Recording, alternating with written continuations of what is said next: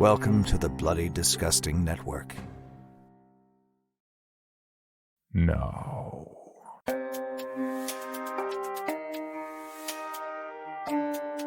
This is Creepy, a podcast dedicated to sharing the most famous, chilling, and disturbing creepypastas and urban legends in the world.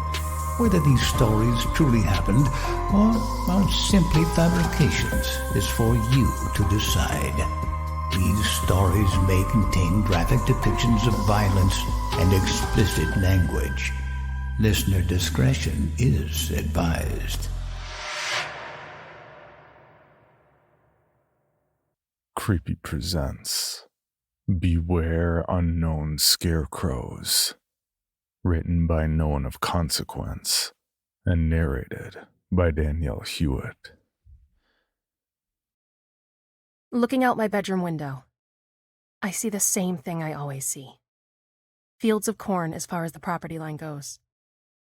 I've spent my whole life on the family farm. Chores from sunup to sundown have given me a great body. I don't mind the hard work, but I've always wondered what else the world has to offer. My boyfriend Travis and I are college-bound in a month, so hopefully I'll find out what else there is. Until that day, it's work as usual. I won't go into the details, but it's a lot of the same thing. One of my least favorite chores, though a rather important one, is scarecrow maintenance. It's surprising the amount of work that's required for those creepy things. You can't just stuff some hay and clothing and put it in the fields never to be messed with again. Also, the idea that a farm only needs one scarecrow is completely laughable. Try one per field. And yet that's still just the tip of the iceberg. Our farm has a total of 13 scarecrows. One for each field, plus one extra. Travis lives in town, so he didn't understand why anyone would need a scarecrow on standby. I have to explain a lot of things to him when it comes to farm work. But it's cute when he tries. Birds are smarter than people give them credit for. If you simply put a plain scarecrow in a field, eventually they will realize that it's not a threat. Over the years, I've had to get really inventive. Unfortunately, due to my successes, Daddy has put me in charge of these things. Since I was little, I always thought they were creepy from a distance, so I tend to refer to them as creepers. Each of my creepers has their own special trait. It does tend to be windy in these parts, so I found several ways to use that to my advantage. One creeper is equipped with brightly colored windsocks that stretch out 6 feet when the wind is strong. Another has large reflective spinners that make him look like an airplane. The most effective of my wind-powered creepers is set up with those whistles that used to come in Nerf footballs. Whistler, as Daddy calls him, isn't allowed near the house because he can get really loud and painfully annoying.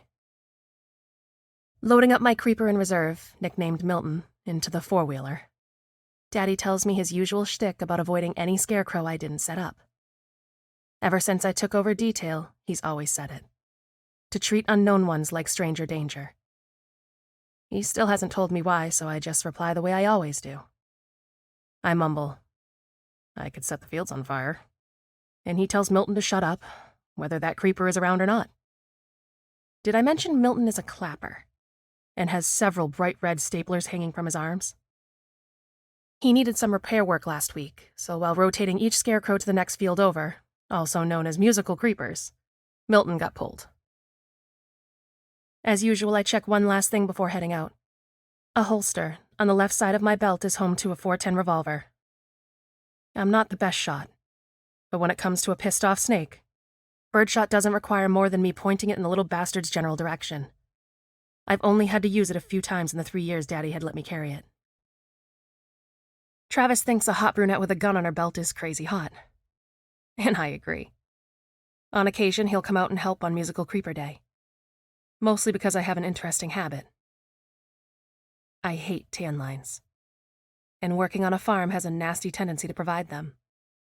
Close to the end of Musical Creepers, when I'm far enough from the house and guaranteed to be alone, I strip down and sunbathe naked to even out my tan.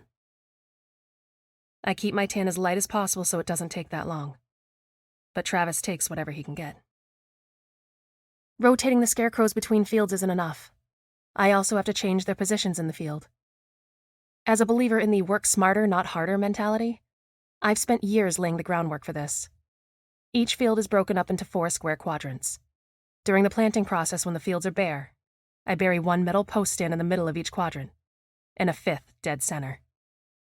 These stands go down 2 feet, and the scarecrow post fits snugly inside. Instead of having to dig 12 new holes on a weekly basis, all I have to do is take down my creeper, pull out the pole, move it to the next stand, slip it in, and secure the new creeper.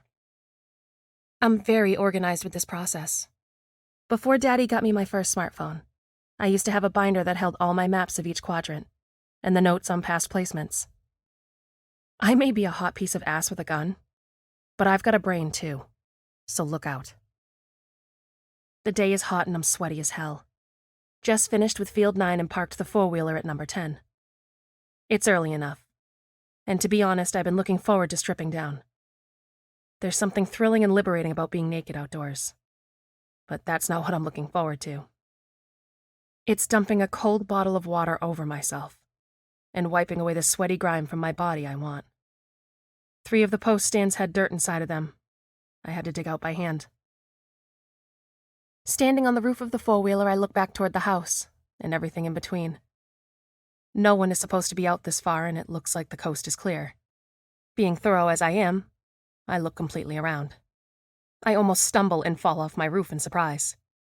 At the far edge of Field 10 is a dark figure. The corn is currently 6 feet tall, so whatever is out there is looming over the field like one of my creepers. I'm annoyed. My cool down and naked time won't be happening after all. Driving up the side road, I know I shouldn't be doing this. Every week, Daddy warns me against approaching unknown scarecrows, but it has never made sense to me.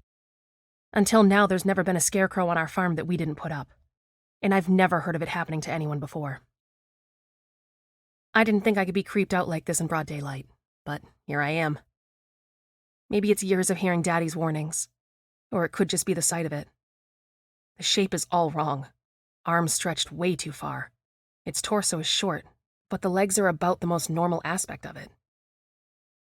The head is too bulbous and round with an oversized hat fit snug. The clothes on this ugly monstrosity are old and soiled. If I didn't know any better, I'd say this thing had been out here for a few decades. Getting closer for a better look, I wish I'd listened to Daddy's warning. The smell coming off of this thing has me wanting to throw up. Something out here is dead, and not recently. I'm no artist when it comes to the design of my scarecrows. Out of my current stock, Milton is the only one that has a face. I had to give him glasses, a small mouth, an intimidated expression just to be true to the character. This horrible thing has the worst face I've ever seen.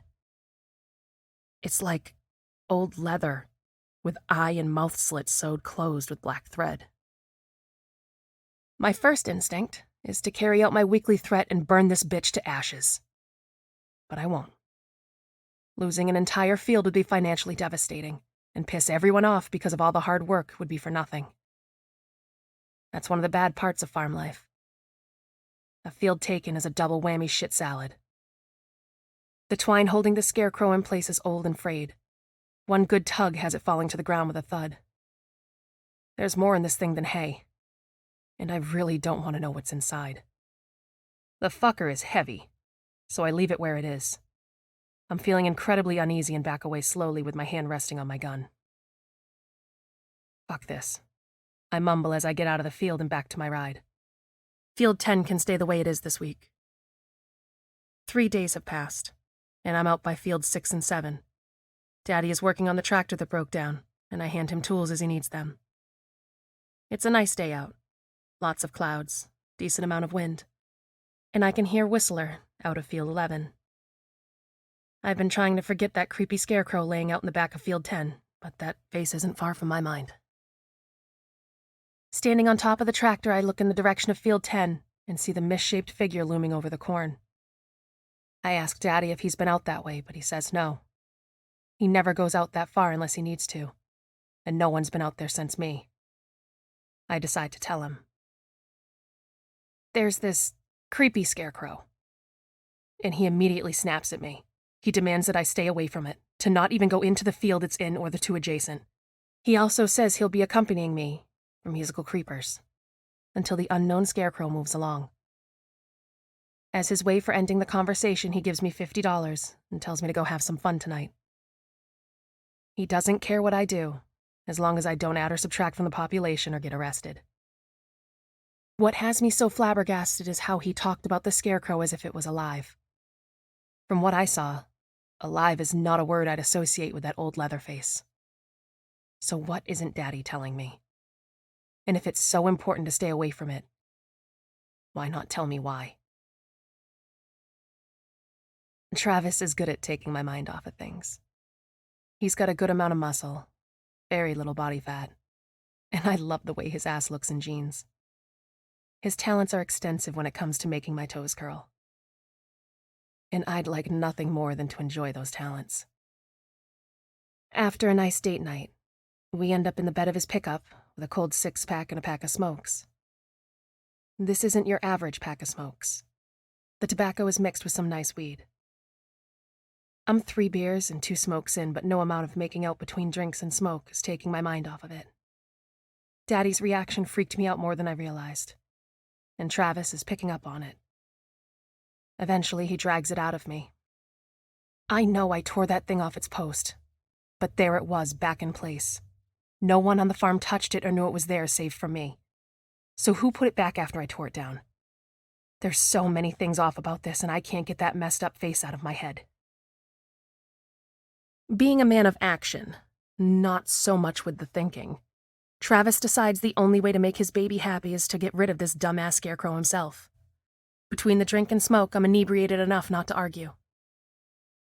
With a clear sky and bright moon, it's not hard to get to Field 10 without alerting Daddy we're there. Hell, normally we're parked out in the fields to have our private time. The only reason we weren't at the beginning of the night was because of the very scarecrow we're trying to see. The plan is to drag it off its post, drop it in the truck bed, take it to the big fire pit down by the barn, and torch that creepy fucker. The air is still and the night is eerily quiet. Normally there are noises, general sounds of nature that I've realized I've taken for granted. The only sound I hear is the metal clinking of Travis's truck cooling off. I don't like this, but Travis persists. I know he's thinking if he gets rid of this creepy thing, I'll reward him with sex. While that may be true, that's for later, and right now I'm just creeped out. It's not like I can wait in the truck. I have to show him where it is. The corn is thick, and finally there's noise in the air, but it doesn't make me feel better. It's the noise of us moving, alerting anything in proximity that we're here. No amount of moonlight can be bright enough in a cornfield, but neither of us has a flashlight. Even in the darkness, I know these fields, and it doesn't take long to get there. The silence is back until Travis lets out a whistle when he sees it, agreeing it's creepy as fuck. The haze of inebriance is still in me, but it's fading the longer we're here. The skin on the back of my neck is crawling with unease, and I want to leave. I want lights and noise, not this quiet dark. Travis reaches out to yank the scarecrow down, but we both freeze when we hear it. For a second, I think the sound of movement comes from the scarecrow, that it's come to life and reaching out for us. It's above the corn and in the moonlight so I can see it. And the horrid thing hasn't moved. So what did? There's rustling in the corn, something moving ahead of us. Doesn't sound big, not man-sized. So maybe a bobcat or coyote? It's rare, but there have been sightings of cougars in the past. Then I hear more movement to the left, shortly followed by more from the right. We aren't alone in the corn, and it has nothing to do with the scarecrow. Let's get the hell out of here, I say, and Travis doesn't argue. We don't bother walking. We full-on run. Whatever is in the corn with us, it's too dark to see, and we don't have more than a pocket knife to defend ourselves. Only a few yards from the edge of the field, and Travis screams behind me. I look back to see him on the ground. Small black forms on his legs and back. I can't see details. But the noises. Oh my God. Teeth tearing into flesh. The wet sound of blood splashing on dirt. Travis's gurgling voice telling me to run. Those last yards stretch on impossibly long, but I burst out of the corn unscathed. The truck is just to my right, and I go for the driver's door. Reaching out for the handle, something slams into my leg and I topple over. Pain, like nothing I have ever felt, erupts up my leg and I scream. One of those things is on my leg, and it's trying to tear a chunk out of me. I take the knife from my pocket, flick it open, and drive the blade into the little fucker's back. Another one explodes from the corn and slams into my chest. Slashes crisscross my torso as I swipe at it with the knife and manage to clip it. A surprised yelp of pain sounds before it rolls off back into the corn. I pull myself up to my feet and get in the truck. The keys are in the ignition, and I gun it back to the farmhouse. I don't care anymore. I lay on the horn as I drive dangerously fast. Daddy's the only one home. Mom took my sister and brothers to the movies an hour ago. He rushes out of the house with a shotgun in hand, and I finally ease up. I don't have to tell him a thing when he gets me out of the truck. He already has a good idea. What I didn't know, he tells me about while cleaning my wounds as we wait for the ambulance. My Uncle John had a farm next to this one 15 years ago, just on the other side of the stream at the back of our property. One day a scarecrow no one had ever saw before appeared in one of their fields. A few days later, the incident happened. The official story was a cougar killed Uncle John's wife while she was at the barn and a kerosene lantern fell over. The fire spread out to the fields and everything burned. For as long as there have been scarecrows, there have been urban legends about them. It's usually along the lines of them coming to life and killing. Whatever the story, Uncle John never believed any of them. Then one day, a scarecrow he didn't put up appeared in one of his fields. His workday dragged on, and it was obvious the horrid-looking thing did not scare off birds. As the sun set, he and his wife went to remove the useless scarecrow before calling it quits for the day. He never saw what killed her, and took a chunk of his arm, but he burned everything he owned to destroy them. All he knows is he's not the first to lose someone to them. They're nocturnal, use the scarecrow as a lure, and they're always hungry. I don't think I'll be coming back after college. Creepy presents The Horrific Legend of Mary Knott, written by Horror Queen 1212 and narrated by Rissa Montanez. Every small town had its legends, and Garrison was no different. Since she was a little girl, Beverly Hollerback had heard about the spine-tingling legend of Mary Knott. Everyone knew the story. It was as much part of the town as the paved streets the people walked on. It had happened in the late 1800s. Mary Knott was an innocent 10-year-old girl. She had straight black hair and a plain face, and always wore hand-me-down clothes. The Knotts were a poor family, and all the children of Garrison liked to remind Mary of that fact. She was bullied every day at school. Some kids called her Hairy Mary because of her messy, long locks. Some kids pulled her hair, or knocked her down, or tripped her as she walked. She was treated with cruelty every day. She didn't do anything to deserve this treatment, other than being poor.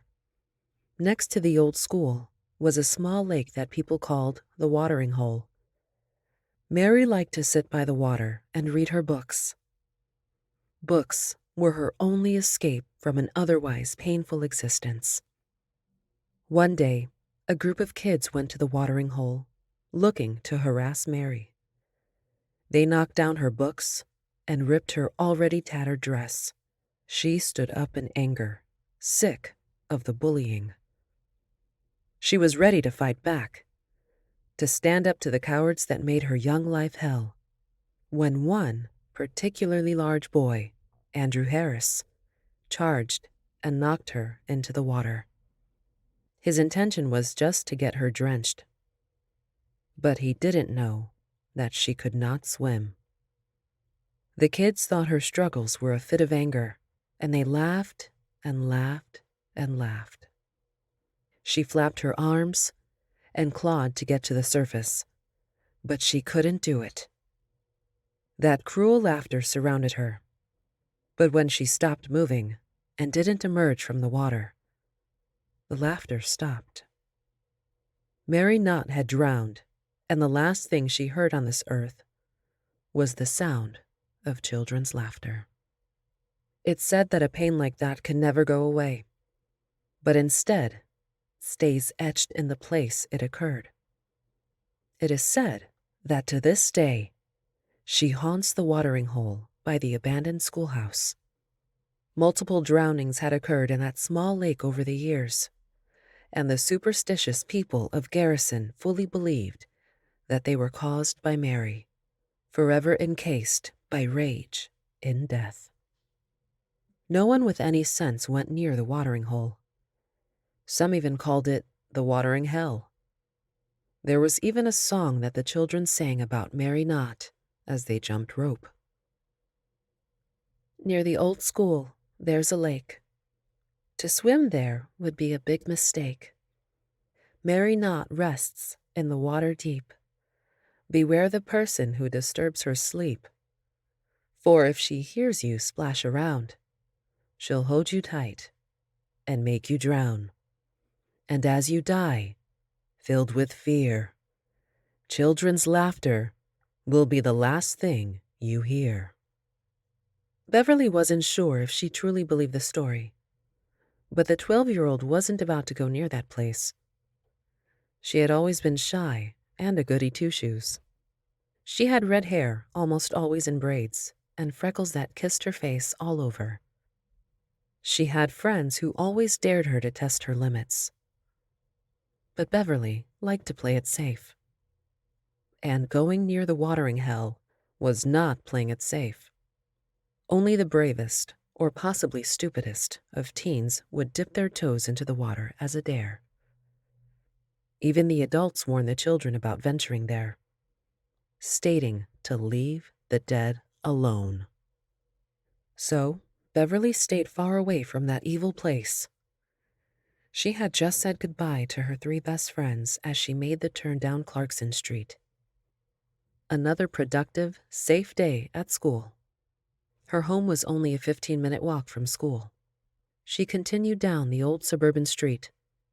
All of a sudden, she heard a scuffle. She instinctively stopped and turned to her right to see 2 men in their 20s, engaged in a fistfight in an open garage. At their feet lay baggies filled with some white powder. "You liar! You cheated me!" The first man yelled, face red with rage. "I did not! The stuff's all in there!" The other yelled back.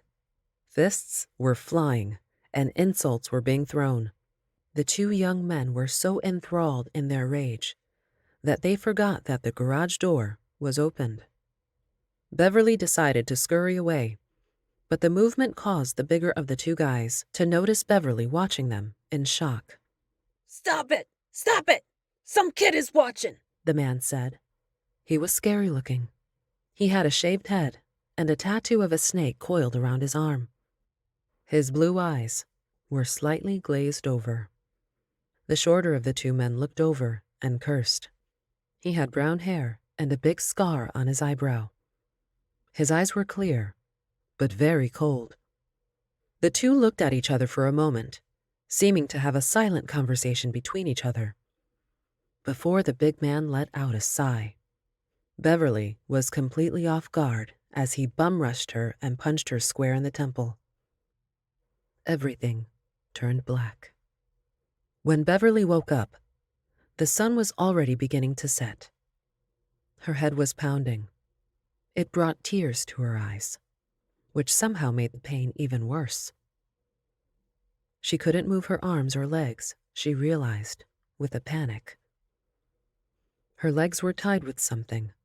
Whatever it was, the same material seemed to be keeping her arms pinned behind her back. She could feel herself lying on the floor of something, but it kept vibrating. Her senses were slowly coming back to her.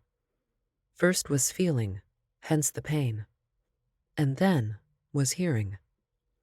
"Relax, man. No one comes out here," She could hear a male voice saying.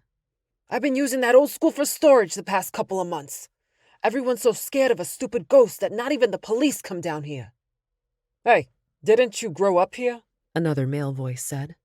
That story is real. Don't be disrespectful. Beverly's sight was swimming back into focus. She realized she was on the floor of a van. They seemed to be stopped. The rumbling of the engine is what was lightly bouncing her body. Looking at her feet, she could see zip ties connecting her ankles together. She assumed that was also what was keeping her hands together. Fear hit her like ice water as she realized the situation she was in. What were these guys going to do to her? Disrespectful, The voice mocked. Hey, Mary! He screamed. Mary, come get me. I'm here where you died. He mockingly sang. He laughed at his own hubris as if he had made a great joke. Hey, watch it. The other guy said as his companion continued to laugh. Look, are we going to do this or what? He continued with nervousness in his voice. Whether that nervousness was because of Mary Knott or what they were planning to do, Beverly did not know. Yeah, I guess we should, Conceded the other guy as he shut the engine to the van off. Immediately, the vibrating feeling stopped, and the two men opened their doors. She could hear footsteps as one of the men walked to the back of the van and opened the doors with a quick jerk. He grabbed her by the ankles and pulled her towards him. She slid on the dirty bed of the van before being fully encased in his arms. He not so gently threw her over his shoulder like she was a bag of potatoes, making her grunt. She's starting to wake up. The man holding her said. Then let's not prolong her suffering. The man with the scar on his face said disingenuously, sarcasm and sadistic humor rich in his voice.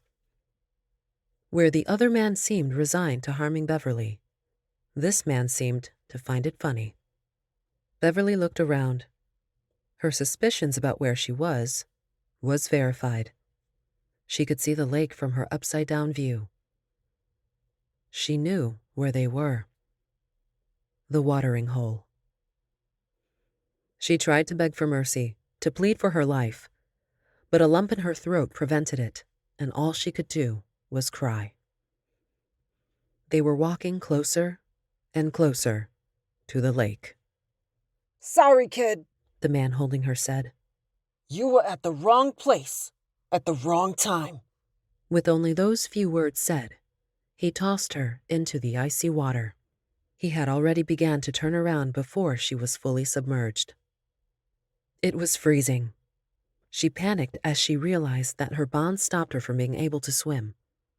She was slowly sinking into the darkness of the lake and running out of air. This was it. This was how she was going to die. She was only 12. Thoughts of her parents rushed through her mind, and she felt her heart ache even worse than her lungs. Movement to her left caught her attention. At first, all she saw was a faint glow, which slowly turned into a small figure. It was a girl. A girl was swimming towards her. She looked ethereal with black hair forming a halo and glowing skin giving Beverly a light to see. Her eyes were warm and comforting, and she smiled gently as she took Beverly into her arms. Mary Knott? This wasn't how Beverly had pictured her at all. Mary slowly took her into her arms, but instead of dragging her down, she swiftly swam Beverly up to the surface. They were getting closer and closer. She could see the light of the moon through the water. Beverly gasped as she finally broke through the water surface. She looked for Mary, but she was gone. And yet she could still feel small hands gently lifting her and laying her on the ground by the lake. Her gasp had caught the attention of her assailants, who were already walking back to their van. What the hell? the smaller of the two men said, confused. They saw Beverly on the ground. They both began walking towards her when they saw movement coming from the water. Rising from the lake came the frightening silhouette of Mary Knott. She looked nothing like she had underwater. Her black, dirty hair covered all of her face, except for one bloodshot eye and the corner of a blue mouth. What could be seen of her skin was blotchy with black marks of rot. Her kind demeanor was changed to one of horrifying rage. She looked at the two men and bent her neck to the side in an awkward, jerky movement.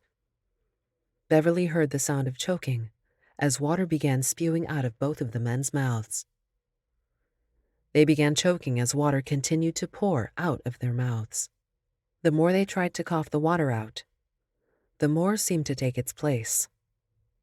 Their eyes bulged, and their hands scratched at their necks and faces as if trying to pry something off. As they were falling to the ground, their faces turned blue. Reality was hitting Beverly like a freight train. The shock of the scene and the night's events were enough to lull Beverly into unconsciousness. Before the blackness overtook her world, she could have swore she heard something. Yes, she swore she could hear the sound of children laughing. When Beverly woke up hours later, the two men lay dead on the ground. There was no sign of her angel of mercy or the men's angel of death. She found a sharp rock on the ground. She awkwardly used it to slowly cut the ties at her wrists before quickly cutting away the ones at her ankles. On unsteady knees and soaking wet, Beverly stood up and slowly made her way home. She paused for a moment and turned around, looking at the lake. "Thanks, Mary," she whispered to the air. The water was still, and the only sound that met her ears was the chirping of crickets. She turned back around and continued on. She didn't see the small head poke up from the water and smile.